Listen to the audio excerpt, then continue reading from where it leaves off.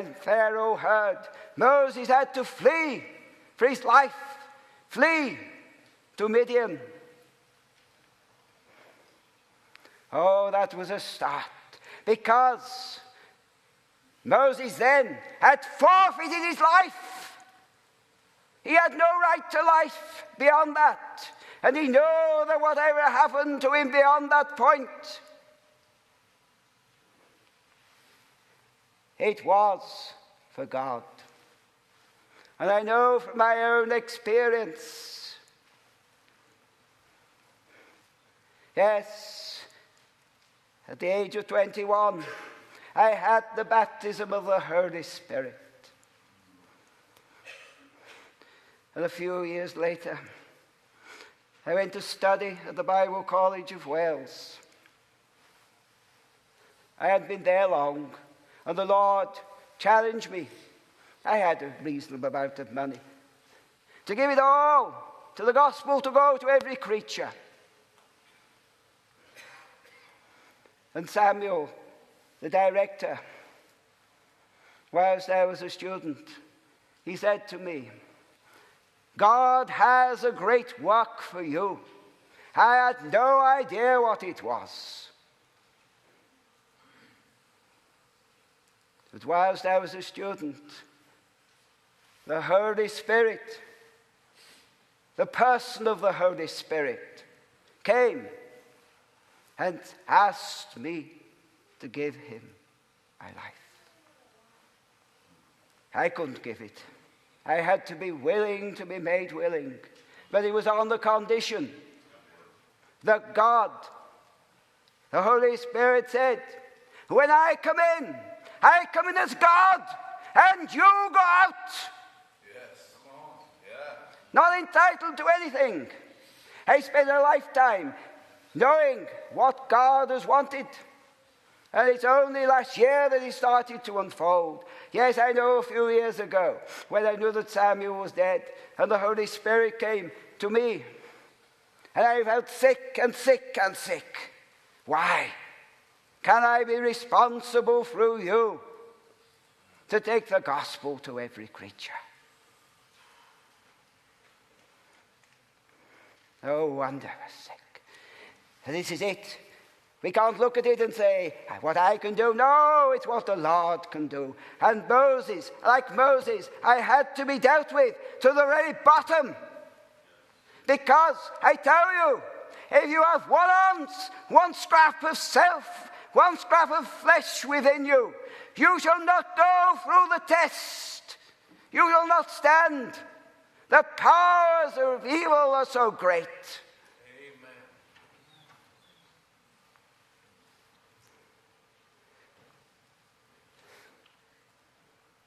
Let's move on here. Because Moses spent 40 years in Midian,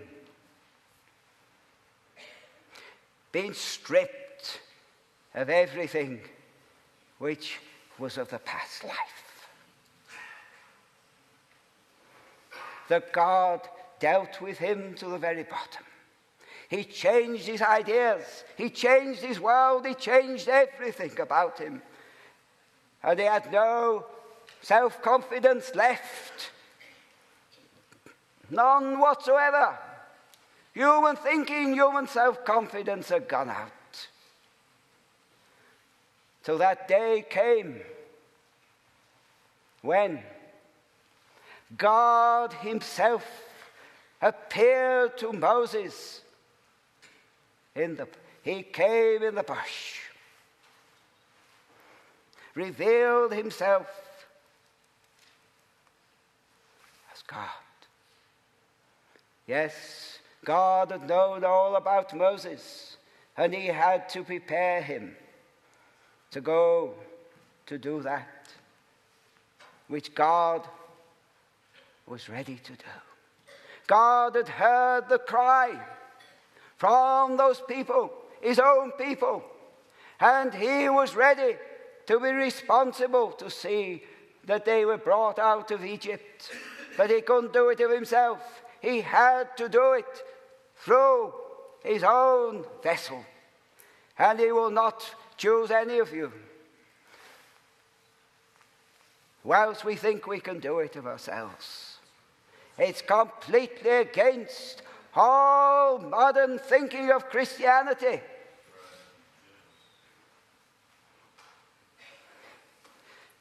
Yes, because it's the modern stuff. What can I do for God? You can't do a thing. It's God himself who will do it. Man and woman are out of it. It's only when God comes in and God takes over. So, when God made himself known to Moses,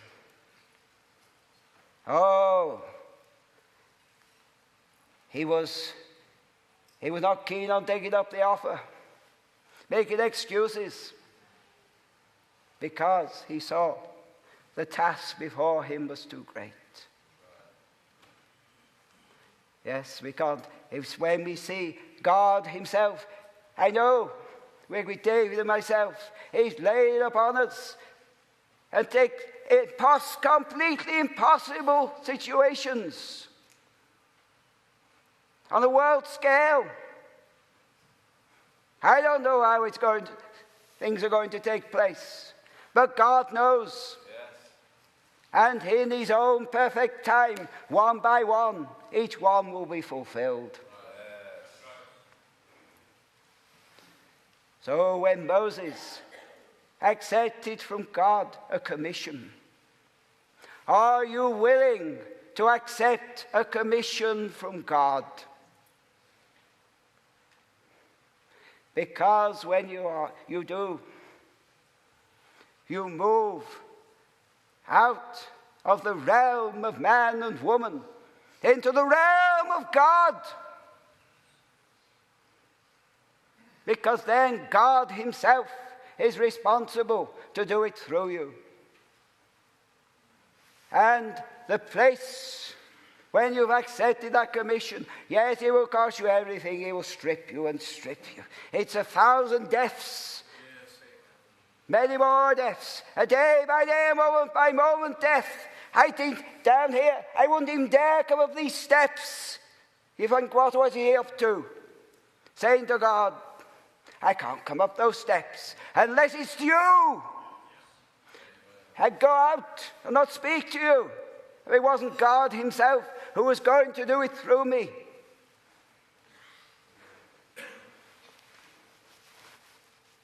So, but having accepted that commission, God himself working through us, what does he do? He gives authority over all the work of the devil to go. He calls me to go, and the Holy Spirit through me deal with strongholds, world strongholds of Satan, to pull them down. Amen. To open the way for the gospel to go to every creature. Yes. I know, getting tangled up, that you might have heard of Harry Potter. Possibly not. I tend to be more isolated here. But last year, where did the Lord take me? To Inverness, the world stronghold of witchcraft. And to pull down, not me pull it down, but the Holy Spirit through me pull it down. Took me to Knock in April. Knock is a place in Ireland. A most idolatrous place I've ever seen in my days. This world stronghold of idolatry. Roman Catholic. You've never seen anything like it in your life. But there again, all dealing with pulling down strongholds, making the way. And this conference is the start, as it were, of the bringing, the birth. The strongholds come down, and God himself brings in what he wants to bring in.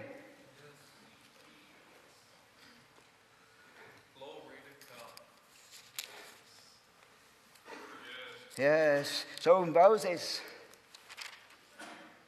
he went with Aaron. And he went what? He went as God. Yes. And stood before Pharaoh. And it is God through each one of us when we're in that position.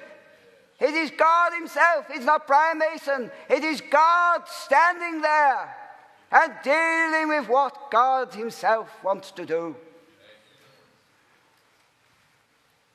He went to Pharaoh. Oh, if he'd gone there expecting that Pharaoh would just get out of the way. Oh, no, not at all. No. Pharaoh drove him from his presence. His own people. Moses' own people. They did not accept him. No, they saw what was before them. They saw the burdens. They saw in the natural.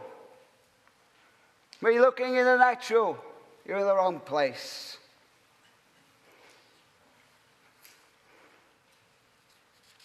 So, there we are. Let's see where we're up to.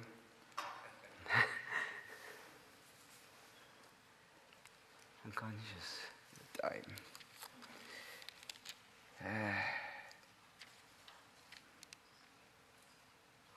God said, now you shall see what I will do to Pharaoh.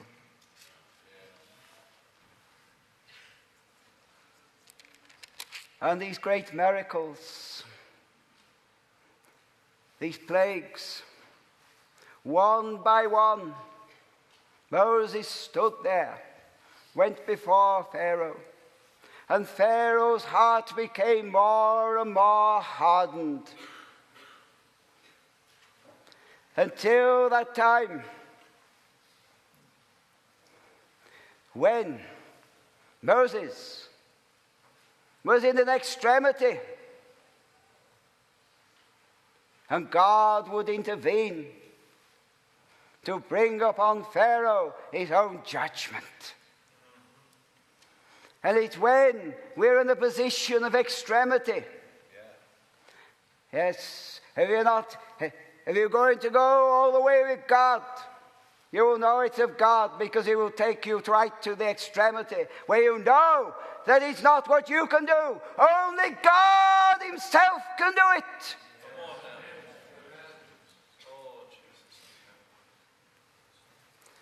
So what did he say? Yes. He was going to deal with all the firstborn in Egypt. Going to bring death. Yet, for his own people, provided they put the blood on the lintel and the doorposts. Provided they obeyed, God would go past there. The time of the Passover. The time when God himself, that the nation of Israel was birthed. God worked in mighty power, in sovereign power, so that when the firstborn were dying, being killed, God himself came and dealt with matters. And I know it's the same today, my dear brothers from Italy. I know a few years ago, what was the main burdens of intercession? North Korea, Somalia, Afghanistan, Iran. And my dear brothers were saying that there are something like 100,000 in North Korea, where waiting to be put to death in prisons.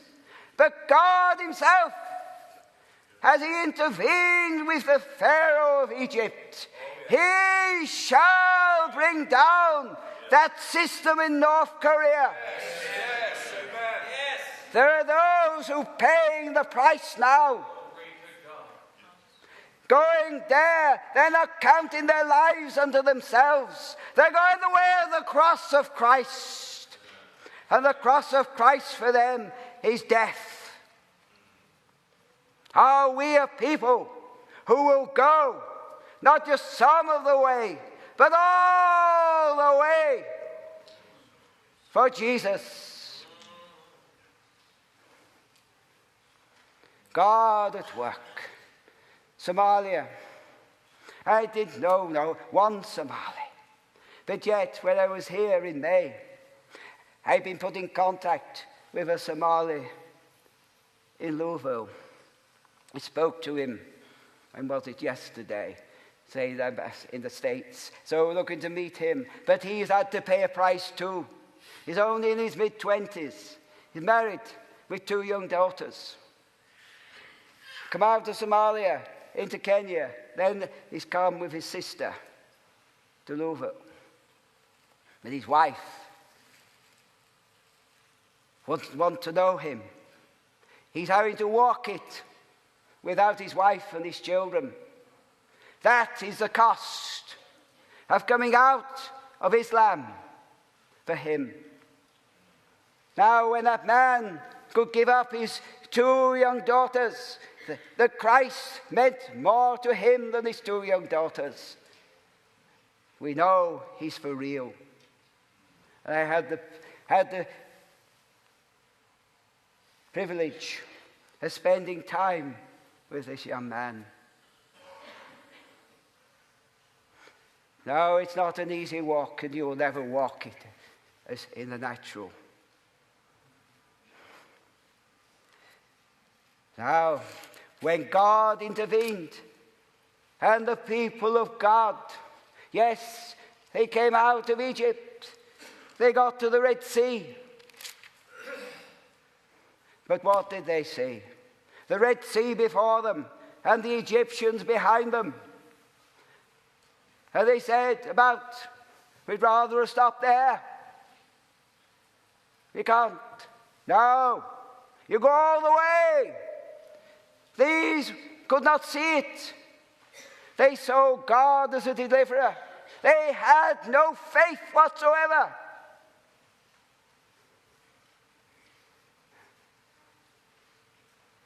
But when God intervened and took them, the waters parted and they got over to the other side. The Egyptians then went in, and we know what happened. The waters come together, and God dealt with Pharaoh. He dealt with him, and he annihilated him completely.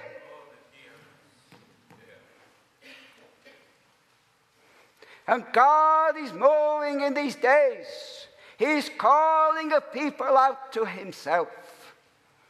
The remnant people. Nothing to do with the Roman Catholic Church.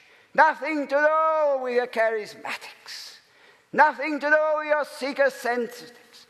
Nothing to do with the nonsense of universalism. He's calling a people to himself. A people, a remnant people of God. And it's only then they are the true people of God. Because they have seen what they've seen, what happened in the Welsh revival, that the people saw afresh Christ on the cross. Hallelujah. And because of that, God moved. God came down in power and glory, and the people saw that the Holy God, the holiness of God, and in the light of Calvary, and the light of the holiness of God, and seeing before them a hell, that broad road, what must I do? In the Hebrides, the cry there of that dear young woman, when she saw no hope before her, she saw herself going to a Christless eternity. Because what did they see? Life without God. Life away from God forever. It's a mercy for me, she cried. It's a mercy for me. It became real to her and became real to others. And when God comes down in his power and moves in sovereign power, then it's not a case of the people in the church. It is the people outside of the church too. That God comes down and saturates the whole community with himself. It's not putting on the notice board about having a revival meeting. No, this is God himself bringing revival. And revival are those who are filled with God. Lives that are changed completely. Lives that become like God because God comes and lives within them. Look, at these people. They'd only been there a short while. They got to Mara. And what did they do? They murmured.